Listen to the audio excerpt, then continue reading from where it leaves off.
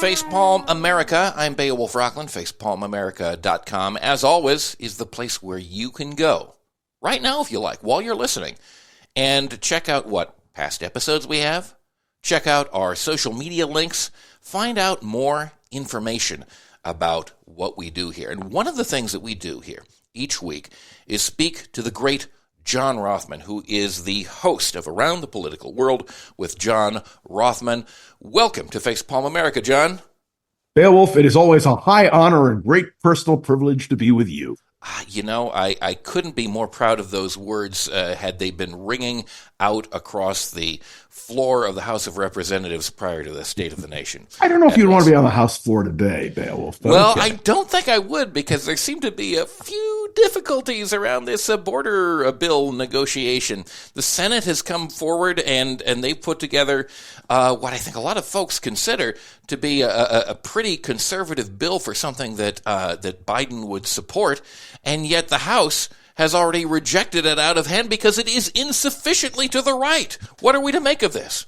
Dead on arrival, the words of Speaker Johnson this morning. Look, it's fascinating when you have Mitch McConnell and Chuck Schumer and a majority of the Senate agreeing on a course of action to deal with the southern border, and you have Donald Trump saying to the House Republicans, kill it, it's dead. And you have the Speaker of the House, who has endorsed Donald Trump, saying exactly the same thing.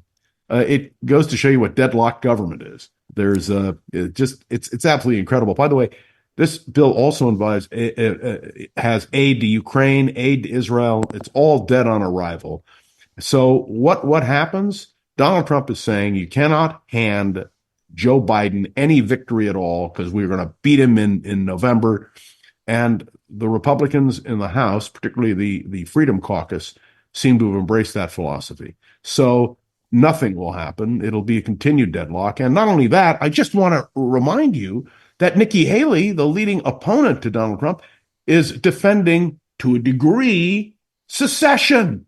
Can you believe it? Unbelievable. She talks about how Texas has a provision for secession, and she's not opposed to it. I guess she's forgotten what the party of Lincoln was all about, opposing slavery and opposing secession. And, it's one of those twists and turns, although let me just quickly say, Joe Biden won 97% of the vote in South Carolina in the Democratic primary. He's going to be the Democratic nominee, short of something catastrophic happening. The Republicans, in about 3 weeks, we will know the result. I think 3 weeks from yesterday, we will know the results of the South Carolina primary. That should be the death knell for Nikki Haley. It should be the wide open door for Donald Trump. And let me also indicate to you that the March 5th deadline, in order to decide several critical issues in the Smith case, now are postponed for a reason. The Trump people are rejoicing. I wouldn't rejoice if I were them, because the whole question is immunity. Will Donald Trump be granted immunity? And if the court rules that he won't be granted immunity, they're in bigger trouble than they thought. So, it's a compounding of issue after issue after issue. And by the way, did you get your cut of that $83.3 million yet? I'm waiting for it. I checked my mailbox. I haven't gone out today yet, but I'm going to be going there, really soon. I will be very interested to see if Donald Trump ever actually ends up paying that $83 million. From what I hear, he's like putting forward a bond or something like that. And given his financial proclivities in the past, I know he's very slow to pay, very reluctant to pay, very evasive. So we'll see if that ever happens. He has assets. He does. The question is, can the assets be seized? Yes. And that is a big problem for Donald Trump. It's interesting because there have been so many who say that if you put Donald Trump in jail, then this creates, it throws us essentially into a civil war. And there's going to be so many people who rise up and oppose that. But if you seize his assets, I wonder if that's a more effective strategy, given the fact that, he's still going to be out and free. He just won't have any money. And whether that would be more publicly palatable to most people. Well, as I told you, he's not going to go to jail. All I really want to see is if there's a guilty conviction, that he has to face that guilty conviction. I've often said I'm in favor of clemency. I wouldn't want to see him in prison. Clemency is not a pardon. It simply allows him to be released from prison. But there's so many variables here. We just have to wait and see. Anyway, let's keep going. Yeah. Well, I do want to mention that, Haley, as the former governor of South Carolina, supporting to one degree or another secession, not surprising to me. I mean, this just seems, however, to be a thing that people in Texas, people in South Carolina bring up from time to time in order to stir things up, in order to signify. It's basically right-wing virtue signaling, No, but as far as I can tell. you have to look at it a different way. Right now, over this question of the wiring on the southern border and the question of a confrontation, there were Republican governors who stood with Governor Abbott and said, this is a states' rights issue. You have no right to be doing what you're doing. And I can only tell you this. If it is a choice between a state right or federal guarantees, the federal guarantees prevail. All you have to do is see the movie Lincoln again, or read the 13th, 14th, and 15th Amendments to the Constitution. And what I regret is that the party of Lincoln is not legitimately expressing the traditional Republican values. And I think it's shameful. If Ronald Reagan were alive, if Richard Nixon were alive, if Gerald Ford were alive, if Dwight Eisenhower were alive, they'd be absolutely appalled at what's going on here. And that's why the Republican Party has to come to its senses. Let me also point out, and this is very interesting to me, the question of a loyal opposition. I am now convinced the Republican Party is simply the opposition. Yeah. It's not a loyal opposition. And I think that's a very important distinction to make. And I think that's quite true, because I think they would rather, as evidenced by what Haley and others have put forward, tear the country apart, as opposed to keep us together as long as it means that they can gain and ascend to power. And I think that's very disturbing. And you remember when Nixon was elected president, the morning of his election, he held a press conference at the Pierre Hotel, and he talked about his slogan, "Bring us together." And whatever you thought of Richard Nixon, and there are great divisions on Nixon and his policies, the concept of "bring us together," which was a reflection of Wendell Willkie's loyal opposition speech on Armistice Day 1940, the whole principle of parties working together. What I'm noticing is the Republicans hadn't even read the bill on immigration, but they came out against it. It had nothing to do with the merits of what was being proposed. Yeah. And that to me is very sad. By the way, I felt the same way over the question of, after September 11th, the whole question of a bill being put before Congress affecting our personal liberties, which passed without anybody reading it. If you're a member of Congress, it seems to me, you have a responsibility to know what you're voting on. And that is a real shame.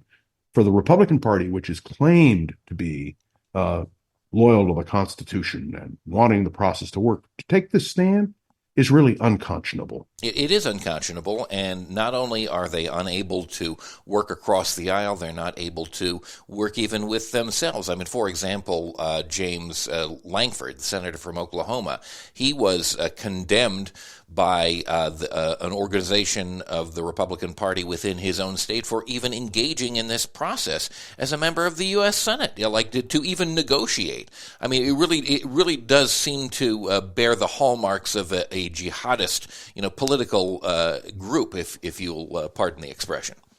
Well, I'm very careful, but you're right about Jim Lankford.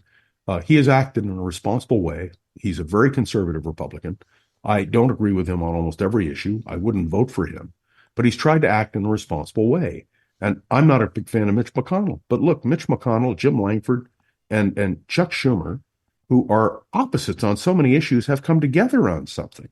But I have another more serious question, and that is, what does it mean when members of the House of Representatives can be told by Donald Trump, President of the United States, something, and they follow his lead?